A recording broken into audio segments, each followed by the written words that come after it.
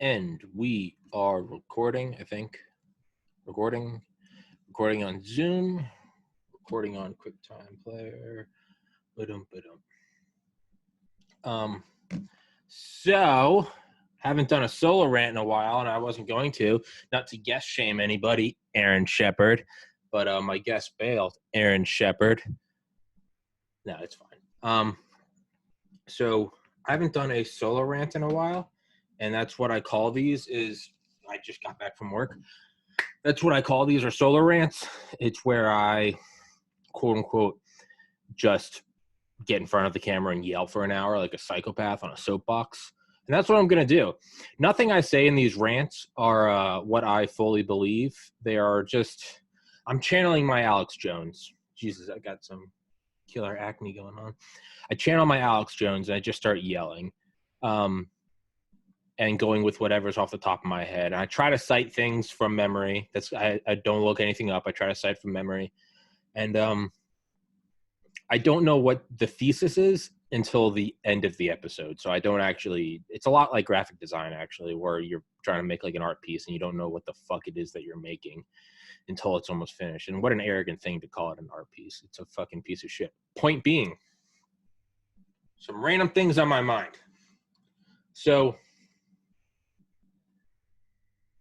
I'm just trying to look at the big picture of shit.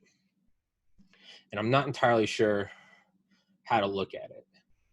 So because I clearly always start with this, Raven Rock by Garrett Graff. Come on, don't fucking cut out on me now.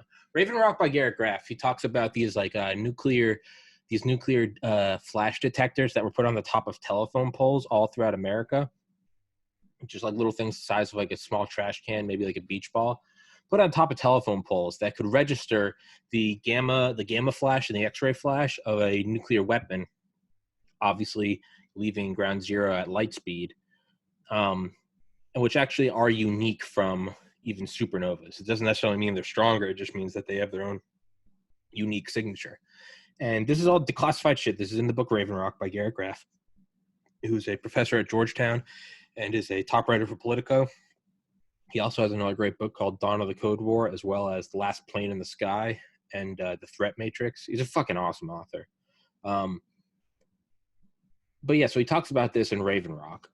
And the purpose of these things was that they could detect the flash of an atomic bomb and send the signal to the Pentagon or wherever the relay office was. And it wouldn't even necessarily be a signal so much as it would be the absence of a signal. You know, it's something like it shoots, you know, it's like something crazy. Even back in like the 60s, it was like it pulsed 3 times a second. And on a side note, there's always kind of a funny thing I think about is how conspiracy that sounds if you didn't know it now in 2020. I mean, this book came out like last year, maybe 2 years ago. How conspiratorial that sounds and how conspiratorial that would be taken if you said it in the 50s. Like, no, not on a military base, not in the White House, but here in fucking suburban Atlanta, you see that light pole, you see that telephone pole, see that little white thing on top? Yeah, Grandpa, that's a transformer. No, that is a gamma ray flash detector. For what? For if the Soviets drop multi-megaton thermonuclear warheads scattered from a MIRV coming in at Mach 23, shot from liquid-fueled rockets on the other side of the world.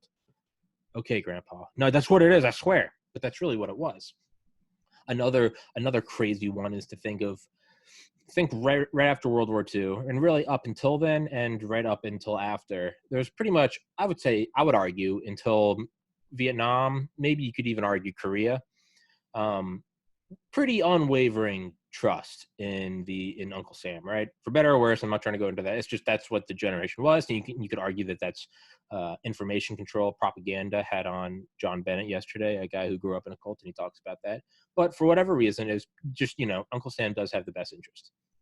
Then again, those were more justified wars as opposed to we got to go get these people because they're practicing a different economic doctrine than us. Instead, it was, here is a megalomaniacal, well-funded, technologically advanced superpower that's incinerating people of a certain ethnic group via train systems.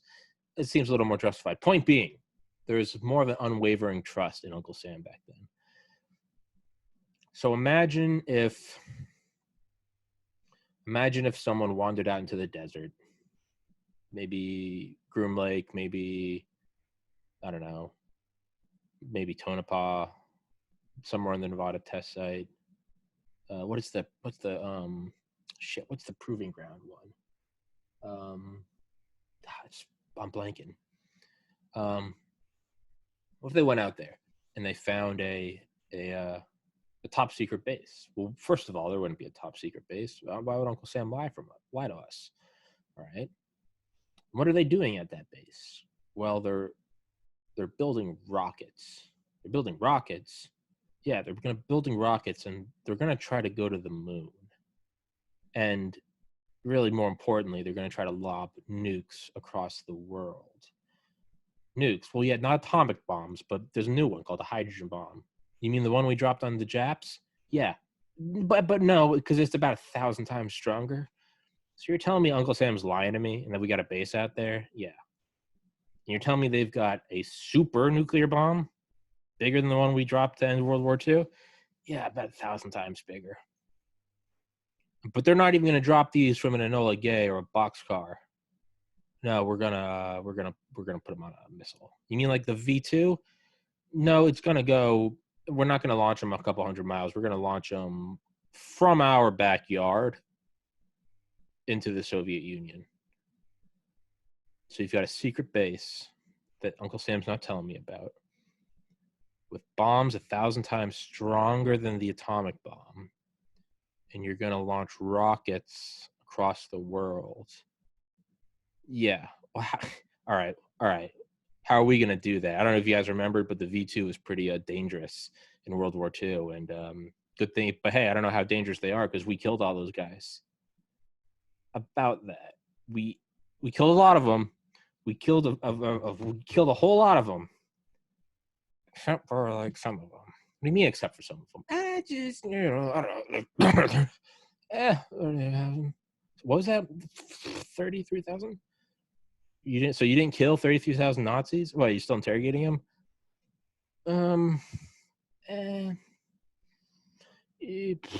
Kind of. They're living here. They're living here in prisons. I mean, not quite prisons. So they're making them work on the rocket program. Yeah, we're making them work on the rocket program. We're not paying them, right?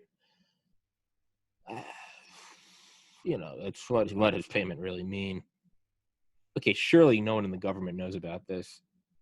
Curtis LeMay. Maybe Curtis LeMay. So you're telling me this beloved general has brought over 33,000 Nazis, and not only are we not killing them, not only are we not detaining them, not only are they not working here, but we're paying them?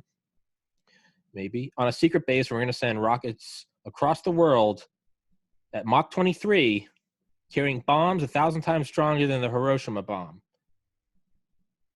Do I got the picture? Yeah, pretty much. We're also going to go to the moon. What? Gotta go, But that is exactly what fucking happened. That is exactly what happened.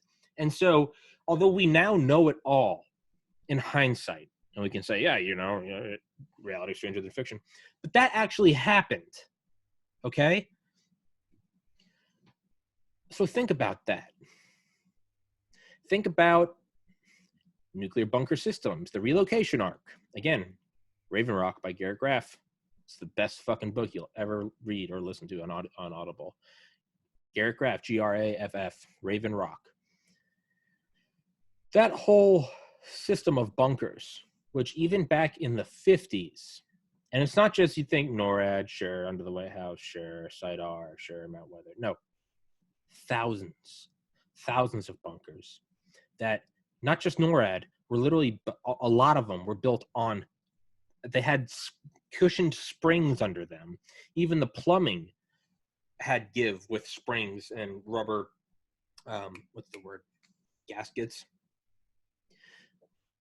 hardened against EMPs, as well as bunker busting nukes.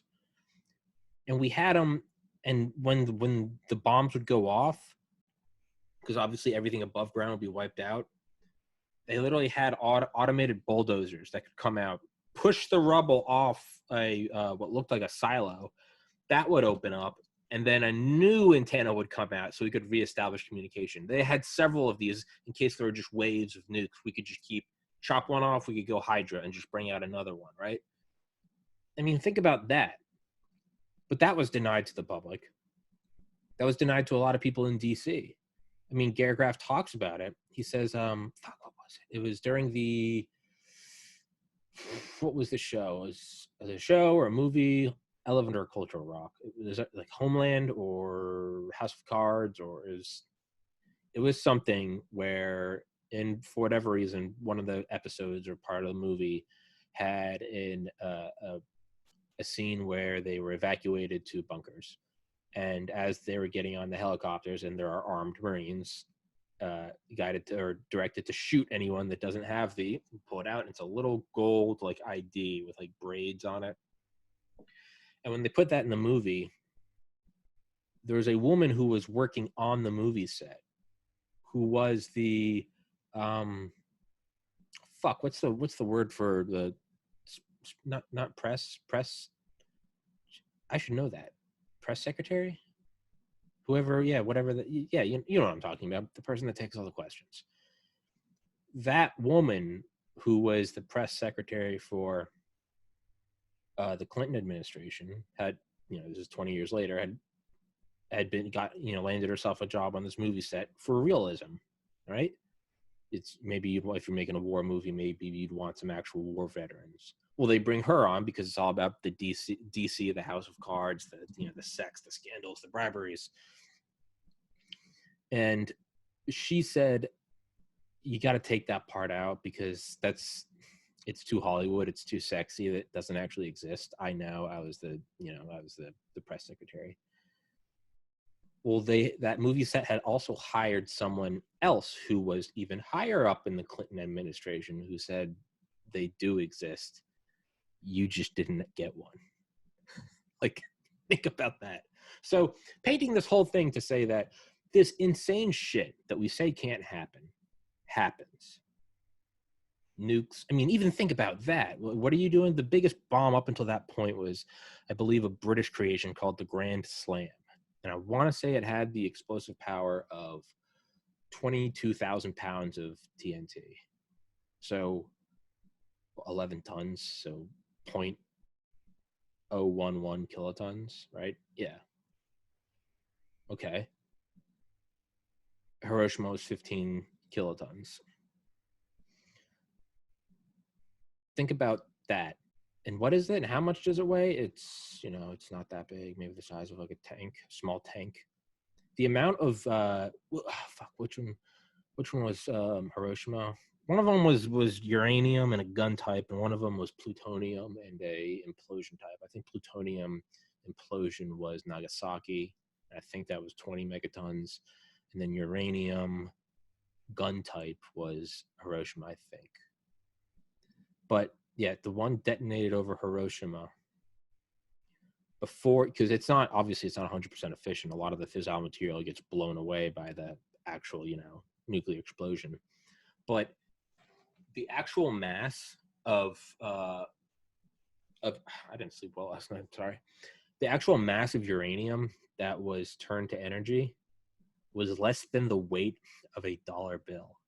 So the point of all of this is, so think of how crazy that is, and think about the bunker system. Think about using Nazis in a secret base in the desert to shoot rockets at the moon with hydrogen bombs.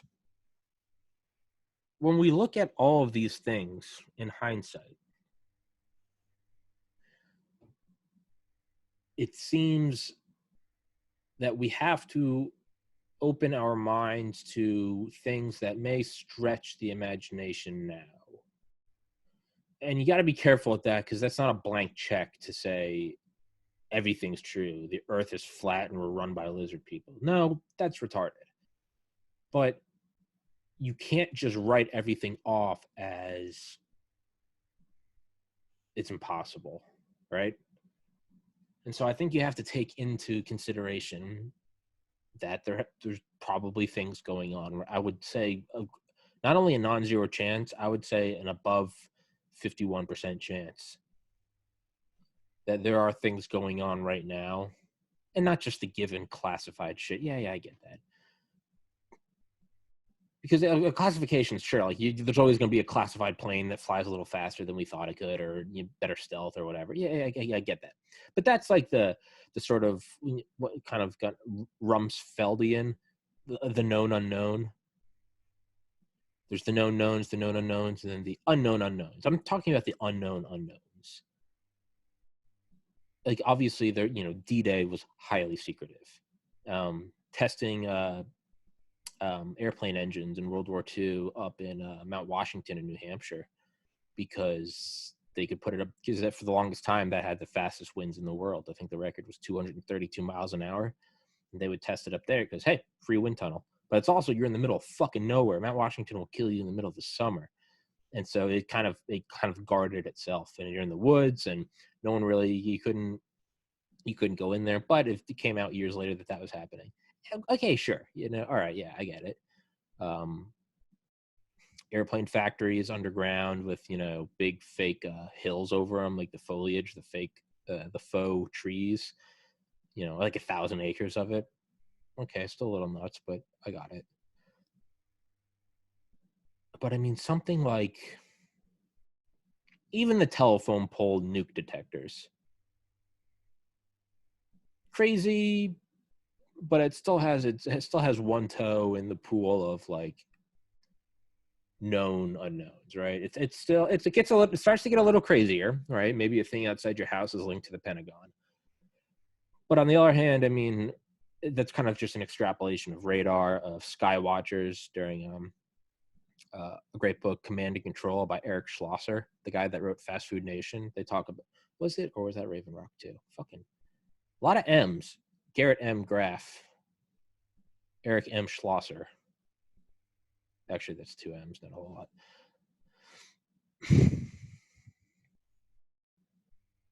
But that's kind of an extrapolation of an existing thing, right? It gets a little crazier. It starts to move from the kiddie pool of expected secrecy, jet engines, where they're testing them, D-Day, airplane factories underground. Yeah. Kevin gets a little crazier. But Nazi scientists on American soil getting paid big bucks to send liquid-fueled rockets across the world, carrying bombs 1,000 times stronger than the one that was dropped on Hiroshima, and then eventually to put fucking men on the moon and drive a car around. And then when they get out of their golf cart, they play golf and then come home. Yeah. You have to embrace that there is a greater chance than not, in the truest sense of that phrase. So a 51, or say a 50.1, or under 333, repeating, of course, Leroy Jenkins. There's a greater chance than not that there's some insane shit going on in now. Not the PCA, the 6th generation NGAD, next generation air dominance. I just had a hot pocket and it's making my belly go burbles. I'm a grown man. NGAD, which is also the PCA, kind of they're the same thing, interchangeable terms. NGAD, next generation air dominance, and PCA, penetrating counter air. LOL. 6th generation fighter, basically the one without any vertical stabilizers, right? Okay, yeah, you get it. B-21 Raider, got it, right? Whatever. X-37B, I don't know. I don't really take that as secret because it's super secret. It's super secret. This thing has been up in space for 900 days. It's super secret. No one knows what it's doing. Now it's been up for 1,007 days. It's super secret. Well, how the fuck am I reading about it? And how did you find out about it? So, it doesn't really seem that secret. There's got to be something. And what that thing is, I don't know. But because this is my podcast, let's speculate wildly. Sounds like a good idea, Tommy. Thanks, Tommy. Here's video evidence of my descent into madness. But, I mean, even looking at something like Orion, Project Orion, right, where we're going to blow up nuclear bombs behind a massive pusher plate and accelerate a spaceship to a decent percentage of the speed of light. And then there was the Orion battleship, which was just going to go in orbit, and it was just going to aim its cannons just like the Ohio-class ship, except much bigger, and aiming nuclear shells at Earth from orbit. Gets a little crazy. Kennedy said, I don't want to do that. So they said, well, we don't want you. And, give him an autopsy. But Cadillac healthcare plan, right? Was his car a Cadillac? um,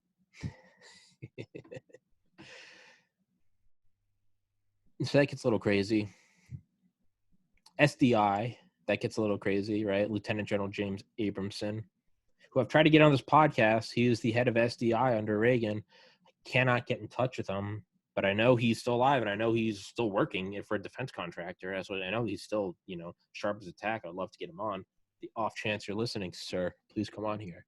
But I mean, they had things where they were shooting lasers through the sky, directed energy weapons, and because the same phenomena that causes sparkling or the stars to twinkle, what are the diffusion, diffraction, effusion, whatever the hell it is, the satellites in space that caught the laser and then redirected it, they were going to have these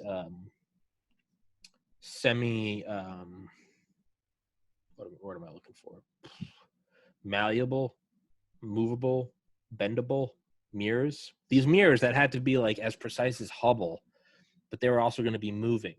How? Oh, you pivot? No, I mean the surface would move. It would have thousands, tens of thousands of little piezoelectric drivers, pushers and drivers that could deform the surface like a contact to kind of reform the light. Okay, that's pretty crazy, right? In the 80s, yeah, and it did it 1,000 times a second. It wasn't just to go to the doctors and it's which is better, left, right. It wasn't just you get it right and then we're good. We do zap the Soviet nukes.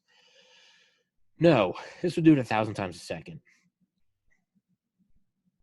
and we mastered that in the 80s, right?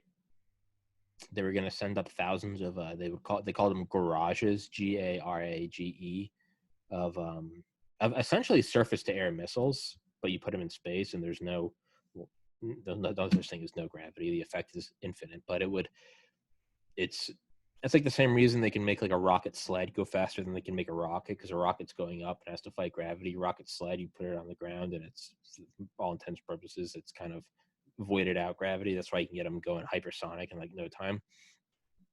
But it's the same thing. We'd have these in space. There'd be no air resistance. You wouldn't have to. They wouldn't be launched from the ground. The garage would just be floating up there.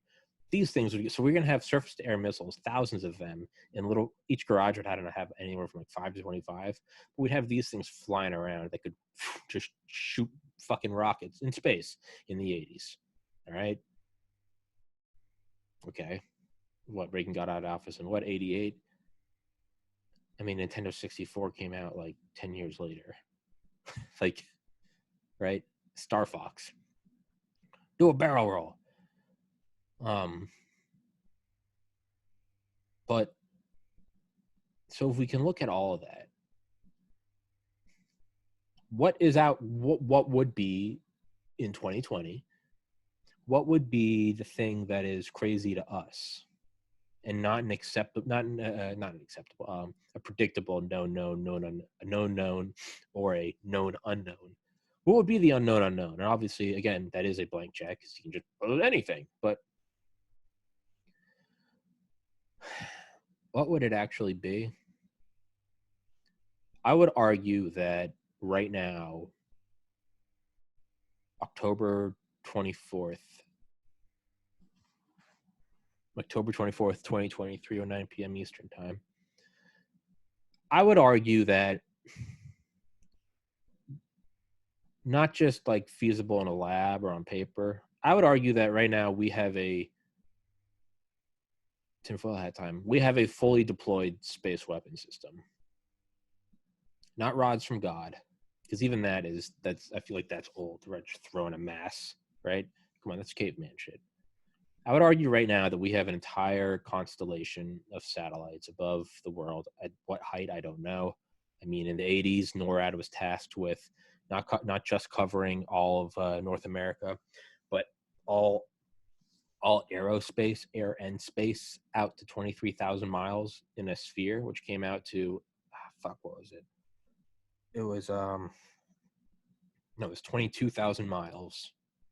And the number came out to 27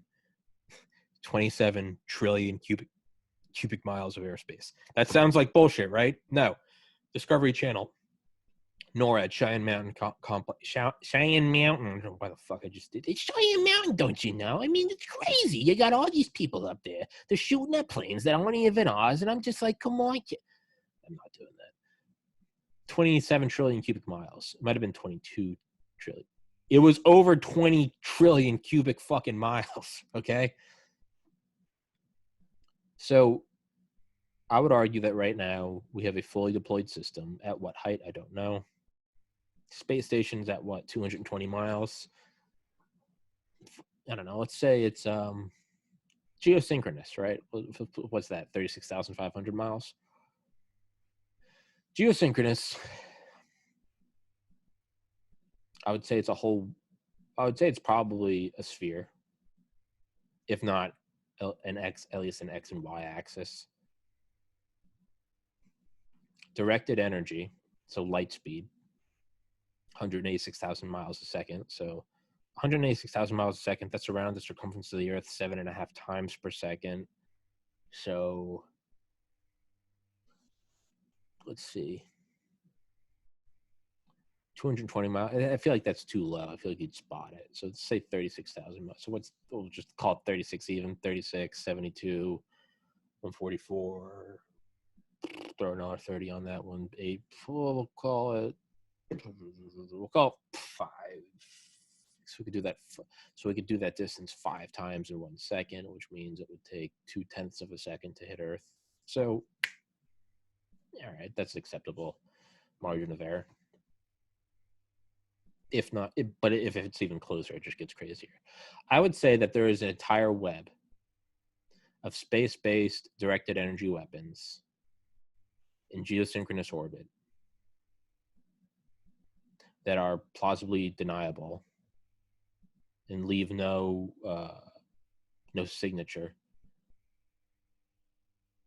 Yeah, I would say yeah. Because I mean, why were we willing?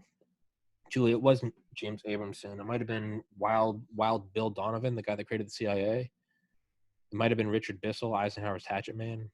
I fucking don't. Is one of these guys said about bringing back Operation Paper or starting Operation Paperclip and then Operation Paperclip 2, and I think it was Accelerated Paperclip. They had all these different names. It was all the same. It was all a bunch of euphemisms. They bring in more Nazis.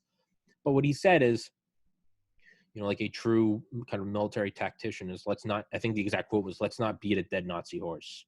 Meaning, we fucking won. They're done. Hitler's dead. There are some that are still alive, and we know the Soviets. It's not that we're all just going to kill them and agree that we all killed them. We know the Soviets got a third of them. And we know it's a third because, well, we have the other 2/3. But we know we got them.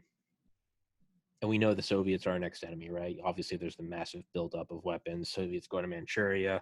We know that they know that we have the nuke because they had Klaus Fuchs and was it the Rosenbergs in the Manhattan in the Manhattan Project. So we know that. I mean, they detonated their first nuke, Joe 1, in 1949. I want to say 1949. And we knew that because the head of the NKVD, Valenti Beryov, he was ruthless, and we knew that he was going to set it off. And we detected that with a sniffer plane off the coast of Alaska. We got a massive radiation cloud. Which, why were they even up there sniffing? We had sniffer planes apparently just fucking going out there on a random fall evening in 1949.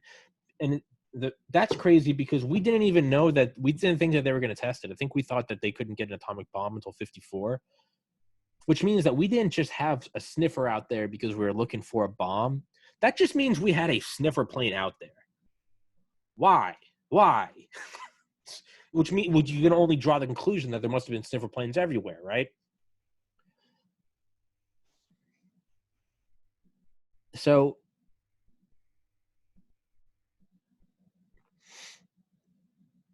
we know so if we're willing to bring back Nazis for that, right? And so the point of all that is, so what's the purpose of that, though, right? Well, because bombers, you send B-17s, B-29s, you send all those up. You got to send 1,000 of them. You got to send them at night, or you got to send them in even bigger waves during the day. You got to fly in formation. Shout out Curtis LeMay. But we had was it the 509th, I think, the 509th atomic bombing win, which they called them the nickel plates, the nickel plated, and it was a fleet of B-29s specifically. Basically, we just duplicated the Enola Gay. They're specifically modified to just carry one big old fucking bomb, which LeMay actually had these weird kind of poetic notes he'd write in his in the margins of his books, and one of them was like, "What a beautiful thing atomic bombs are.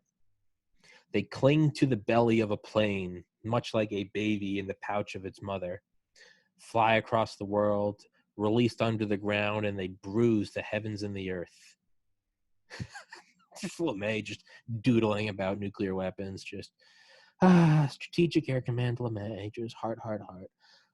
Shout out Curtis LeMay. Bombs away LeMay.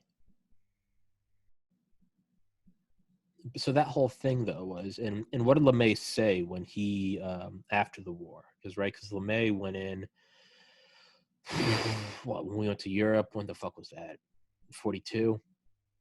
LeMay went in and he was kind of the hard charger, right? He went in and he saw that the rate that we were losing B-29s, coupled with the rate that we are producing and replacing, so just the obvious difference.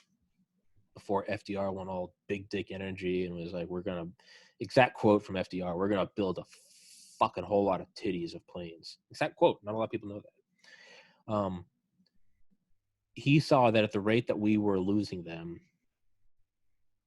plus the rate that we were building them, obviously a negative rate. He said that we had 30 days until we no longer had an Air Force. Nazis are still going fucking strong, right? He said, I will never forget how unprepared we were.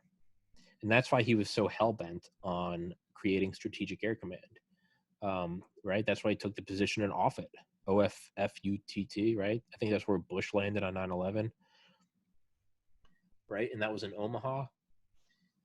And he took it and he went through base to base because he got there and he looked at their bombing statistics and he was like, I don't fucking believe any of this. Because LeMay was cocky, but he also was well deserved because LeMay was always the front man in the formations, right? LeMay was like a George Washington motherfucker, right? He was like, where's the leader? And the leader is farther up than you are, right? The leader's up there fucking, I just imagine, smoking a cigar and just shooting fucking redcoats. LeMay was up there in the first fucking plane. I mean, you can only imagine with a cigar is just this, when there was bombers on the flight line, I think B-52s, and there was all this like jet fuel on the ground, he would go out smoking his cigar. And I remember, and there's a quote where, why did I say I remember? I remember when I was there. There was a quote where some officer was like, sir, like you can't smoke a cigar out here. Like there's, gestures wildly at the thousands of gallons of jet fuel on the ground with the whole fleet of B-52s. And he says, if that falls, it might light the jet fuel and then the planes will burn. And LeMay looked at the planes and said they wouldn't dare. Just like, fuck off. But LeMay didn't give a fuck. Richard Rhodes said that LeMay's fleet of bombers took off from islands in the South Pacific like 1,000 throwing stars glinting in the sun. You gotta just love that irony, using the throwing stars against Japanese. But yeah, so LeMay didn't give a fuck. LeMay was head out there. LeMay had a really bad relationship with his father, I believe. But he was a boss, and he was a fucking American. Fuck all of you communists out there. And God bless your ability to be a communist. That's what makes America great. Point being is, yeah, LeMay was all about that, right? That's why LeMay was pushing for the XB-70 Valkyrie, right?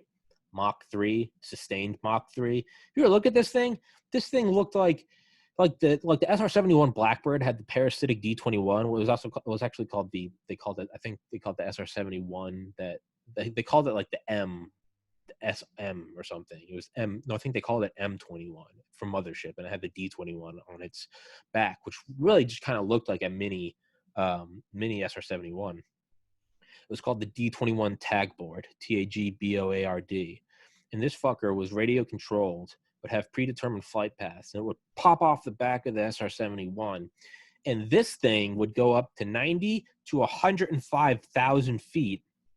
This is all in the 60s and the 70s when we were surveilling, spying on, flying over, just dragging a huge American Eagle dick across Red China, looking for their nuclear sites, right?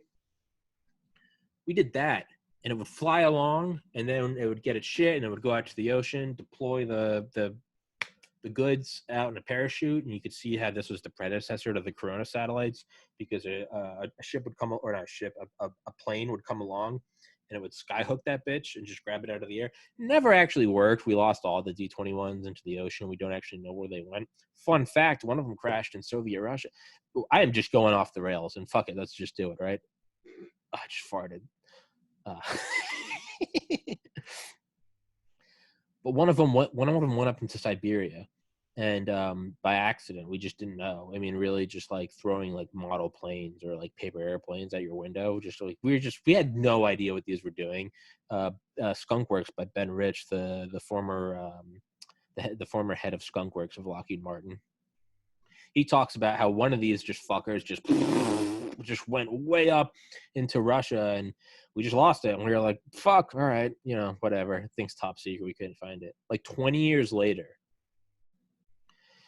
I think it was after the fall of the Berlin Wall in the Soviet Union, was that someone came into his office with a piece of tag board, which highly classified, or was highly classified, right, 20 years prior, of this tile, this radar absorbing material, right, and the thermodynamic, or the material science to survive these speeds, cold, hot, whatever, blah, blah, blah.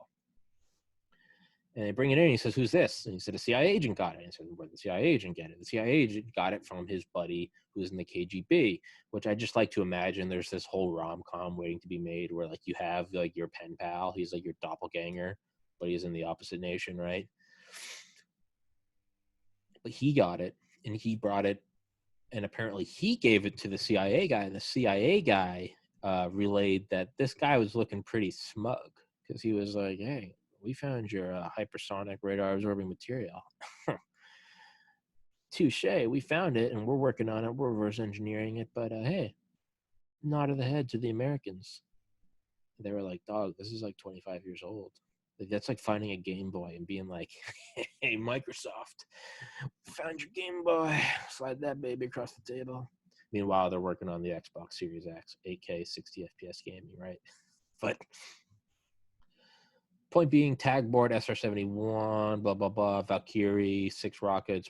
So what the D-21 was to the SR-71, the SR-71 kind of looked like to the XB-70. That's how much bigger it was. This thing could carry, I think, 6 hydrogen bombs. You could go Mach 3 around the world at the same height and speed of the Blackbird.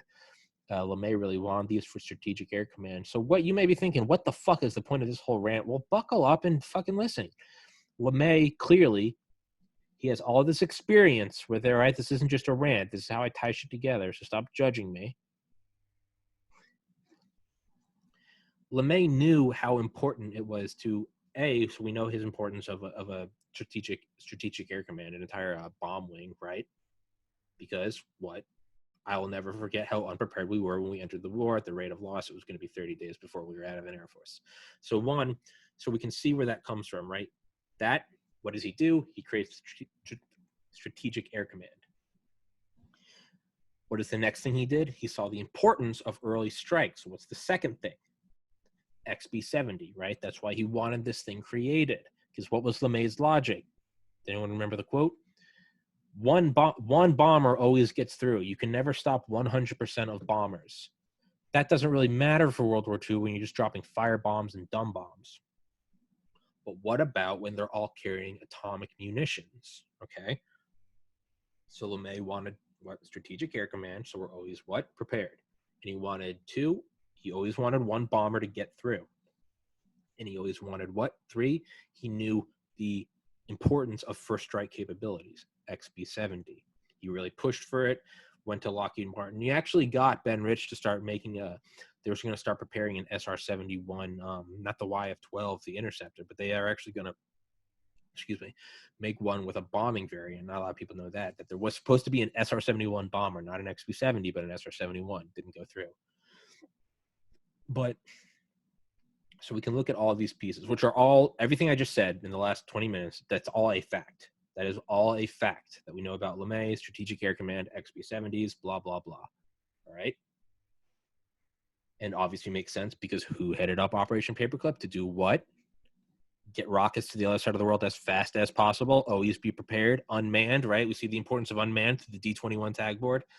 So what is this? Okay, and does it make sense that who ran Operation Paperclip? LeMay. You can see where all these pieces start sliding in. And that's why he wanted that. So what is the natural extrapolation of all of this?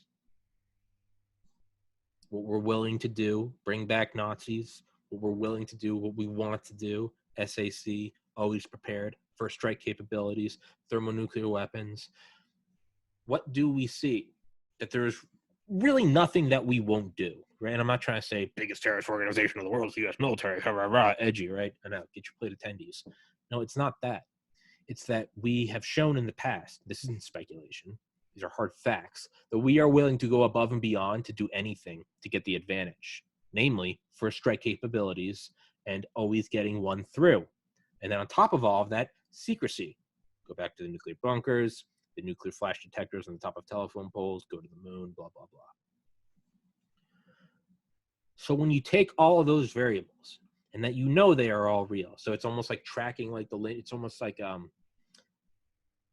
it's like if you took a slow motion video of like if I took a handful of marbles and threw them, and they all have different rates of spin and speed and curvature. But if you could track each of those, you know, a single data point for every millisecond, you could say that these are data points per decade of what we're willing to do. Secrecy, espionage, speed, power, right? If you track all of those and you model all of them, you only need so many milliseconds before you can, if you get the strong enough computer, you can predict where they will all go. And that doesn't just mean they all go in a straight line. They're all going at different angles. Well, you predict the next second, they go another angle. Another second, they go spread even farther apart, but then they start hitting the walls and bouncing around. But if you have the model, you can see where they go. No matter how strange the end product looks, you can, just like we came from a shrew that survived the KT impact 65 million years ago, right? If you follow the line, that's where humans come from. But if you just look at a shrew that was alive during the dinosaurs and us, you don't see it. If you can model all of these, this handful of marbles, everything I just talked about with SAC, I know I'm repeating myself, but it's my podcast, fuck off. XB-70, SAC, thermonuclear weapons, Operation Paperclip, liquid-fueled rockets, LeMay, everything, secrecy, power, strength, speed, right? If you take all of those, like the handful of marbles, and you map them and then extrapolate with them, you can paint the end image. Relatively, right? You can go ahead a year, a couple of years, but not just that. You can model when they hit the walls and bounce around. But at a certain point, you have to go, okay, we can't model 1,000 years out because we just don't have enough data. But no matter what that, so you throw the marbles, they spread out. It looks like a shotgun spread. They start hitting walls at different times. They start bouncing back. But within reason, you can predict like the weird cloud of marbles they may make as they all bounce towards the center, right? Again, within reason. If we can do that, looking at all these factors I just brought up, I don't think it is crazy at all. I mean, I think I'm crazy. And I think without that rant I just went on, it would sound crazy. I don't think it's crazy at all to say what is the natural end game. A string of satellites. One bomber always gets through, so a whole network of them. First strike capability, speed of light, 0.2 of a second to the surface. Unrelenting power, directed energy, just fucking burn it. And willing to do anything to get it up there. Break outer space treaties, right? We're on one hand we're going, the Nuremberg trials, and on the other hand we're giving nice townhomes to von Braun and Arthur Rudolph, right? The guys who headed Nordhausen, the rocket concentration camp facility in the Harz Mountains in Germany. This shit was straight out of a terror book. Ironically enough, that's also, those mountains were the inspiration for the Brothers Grimm books, but that's fucking Operation Paperclip by Annie Jacobson.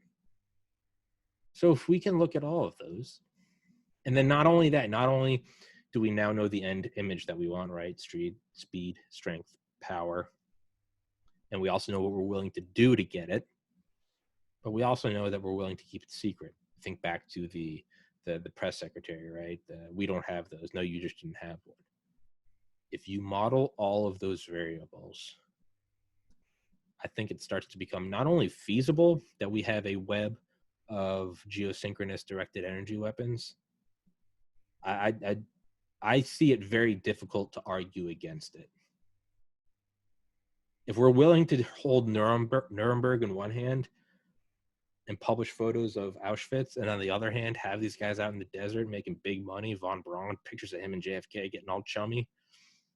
If you ever look at those pictures of him and JFK in color, they look like old Brooks Brothers ads. They're just fucking Ray-Bans. But if we're willing to do all of that, then we're willing to violate any outer space treaty. We're willing to jump leaps and bounds ahead in technology that seem like it's too insane to be true, but we always see it ends up being true. And then on top of all that, we're willing to do it and mum's the word and not say anything. And then if someone brings it up, lie about it. I fully believe that. And furthermore, I love it. In conclusion, I'm not even against it. I think it's a zero-sum world. I think it's a brutal world, and I don't think the United States is perfect, but I think we are the least imperfect society that's ever existed, and I will argue that until I'm dead. Yeah. So what's the thesis of this episode? I guess it would be the argument for space web, right?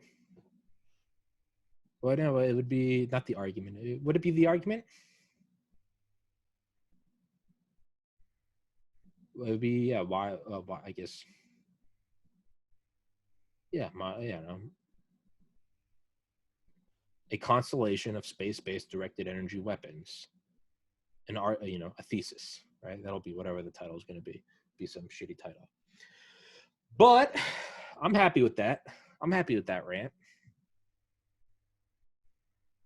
Yeah, I'm happy with that. So let's wrap this bitch up.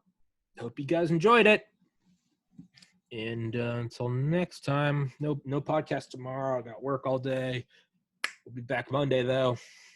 And if nobody shows up, I'm just going to go on another crazy rant on my digital soapbox. Hope you guys enjoyed it. Stay safe. Love everybody. Just because someone disagrees with you politically doesn't mean they're a bad person. It just means you disagree. And what do adults do? They put it to a vote, and then they go back being humans. Be nice to everyone. Love each other. Be grateful. Today is the best day of your life. Today is the last day of your life. That's what I tell myself every morning. And life's looking pretty good, so I like it. Much love, y'all.